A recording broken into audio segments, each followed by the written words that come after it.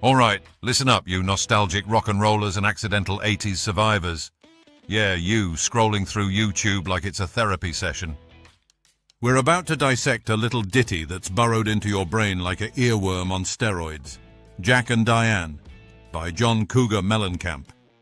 Or, as I like to call him, the guy who made small-town America sound like a horny postcard from the heartland.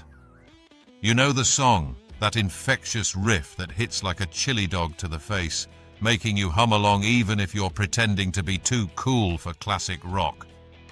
Hell, even if you've never admitted it, you've belted out, "Oh yeah, life goes on in the shower," wondering if the thrill of living really does fade, or if that's just what happens after too many bad dates.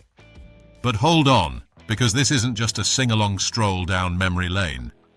Oh no, we're gonna peel back the layers like an onion at a tasty freeze, revealing the chaos, the almost scandals, and the what-the-hell moments that turned this tune into a cultural juggernaut.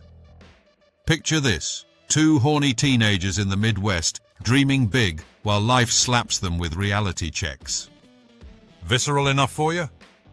The sweat on their brows, the grease from that infamous chili dog dripping down their chins, the awkward fumble in the back seat. It's all there, hooking you like a fish on a line. And just when you think you've got it figured out, bam, a mini cliffhanger. What if this song was never meant for the white bread crowd? Stick around, because we're about to uncover why John Mellencamp almost scrapped the whole thing, and how it became the anthem for every kid who ever thought they could outrun their hometown. Let's kick this off with the spark, the conception and writing of Jack and Diane. Back in the early 80s, John Mellencamp wasn't the grizzled rock icon we know today. No, he was still going by John Cougar, a stage name slapped on him by his manager like a bad tattoo. Picture Johnny Boy holed up in his bedroom in Seymour, Indiana. Yeah, the same podunk town that probably inspired half the song's small-town vibes. He's strumming away, drawing inspiration from, of all things, the 1962 film Sweet Bird of Youth by Tennessee Williams. That's right, this pop-rock banger has roots in a steamy southern drama about fading beauty and lost dreams. Mellencamp channels that into a story about two American kids, Jack, the aspiring football star, and Diane, the debutante with a wild streak. Now the lyrics? Oh, they're a goldmine of sensory overload and hidden meanings. Starts with a little ditty about Jack and Diane, two American kids growing up in the heartland. Ditty. That's just a fancy way of saying a short, simple song, but Mellencamp uses it like a wink, downplaying the profundity. It's obscure trivia time. Ditty comes from Old French ditty, meaning a poem or composition, but here it's pure Midwestern humility, like saying "aw shucks" to a masterpiece. Then we get Jack dreaming of gridiron glory, Diane in the back seat, classic teen romance with a side of hormones. But wait for the punch, sucking on chili dog outside the Tasty Freeze. Folks, this line's infamous. Tasty Freeze is a real ice cream chain, big in the Midwest, and chili dogs? Literal greasy treats from drive-ins. But let's be real, in 1982, that phrasing raised eyebrows. It's got phallic undertones thicker than the chili itself. Mellencamp swears it's innocent, inspired by his own hometown hangs, but come on, sucking on anything in a song about teens. It's like he dared the censors to blush. And here's where it gets juicy. Diane sitting on Jackie's lap, got his hands between her knees. Steamy, right? Then Jack proposes a shady tree rendezvous. Dribble off those Bobby Brooks. Let me do what I please. Bobby Brooks? That's a real brand of women's slacks from the era, popular among teens. Think tight jeans before skinny jeans were a thing. Dribble off is Mellencamp's sly way of saying slip off, but it evokes sweat and urgency like the thrills already peaking. Origin-wise, it's pure 80s lingo, but the meaning? It's about that raw, impulsive youth where boundaries blur. Cliffhanger alert. What if Jack wasn't the all-American boy next door? We'll circle back to that bombshell soon. But the heart of the song, pun intended since we're in heartland rock territory, is the chorus, "Oh yeah, life goes on, long after the thrill of living is gone." This is Mellencamp's philosophical jab borrowed from the existential drag of growing up. The thrill of living phrase echoes the film's theme of youth's fleeting fire, but Mellencamp amps it for the working class. Life's grind outlasts the highs. Obscure trivia. Mellencamp wrote this in just 3 days, scribbling in a notebook like a possessed poet. And get this, originally Jack was African American, making the whole ditty about an interracial couple. Yeah, Jack and Diane was meant to tackle race relations in Reagan's America. Mellencamp said in interviews it was inspired by real tensions, but the label freaked, "No way that'll sell in '82. So, poof, Jack turns white, looking suspiciously like Mellencamp himself. What if they kept it? Would it have bombed or become a civil rights anthem? Imagine the riots at Tasty Freeze, or better yet, the awkward family dinners. Self-roast aside, as a storyteller, I'd love to claim I invented that twist, but nah, truth's weirder than fiction. Moving to the album and release Shenanigans, because nothing says rock and roll like corporate meddling. Jack and Diane landed on the 1982 album American Fool, Mellencamp's breakthrough under the Riva Records label. He was 31, not some fresh-faced kid, but fighting to ditch the Cougar moniker, which his manager David Bowie'd him with, thinking it sounded sexy. Spoiler, it didn't. The album's title?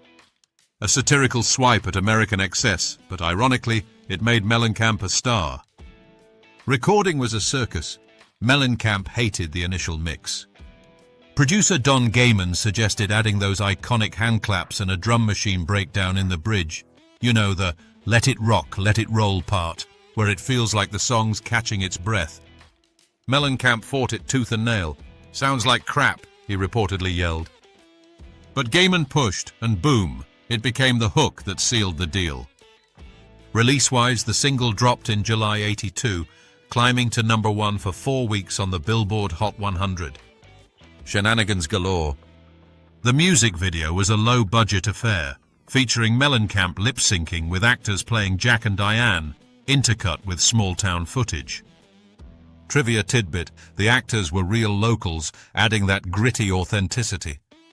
But the label's interracial veto. That's the real drama. Mellencamp later roasted it. They said it'd kill sales. Satirical swipe. In '82, America was cool with nuclear arms races, but not mixed-race makeouts. Priorities, people. And here's a pun for you. The song's rise was no small Cougar feat. It pounced on the charts like a predator on prey.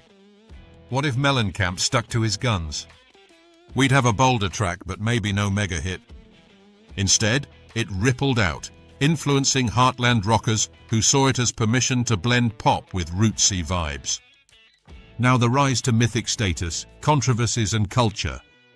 Once Jack and Diane hit #1, it wasn't just a song, it was a phenomenon.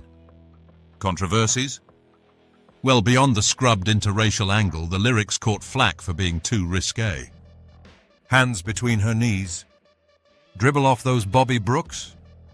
Parents groups clutched their pearls, calling it softcore teen porn set to music. Mellencamp shrugged. It's just life. No lawsuits, mind you. We're keeping it accurate. But it sparked debates on radio censorship. Culturally, it became the soundtrack for Generation X's coming-of-age angst. Ripple effects? It cemented heartland rock, bridging Bruce Springsteen's blue-collar tales with pop accessibility. Obscure trivia.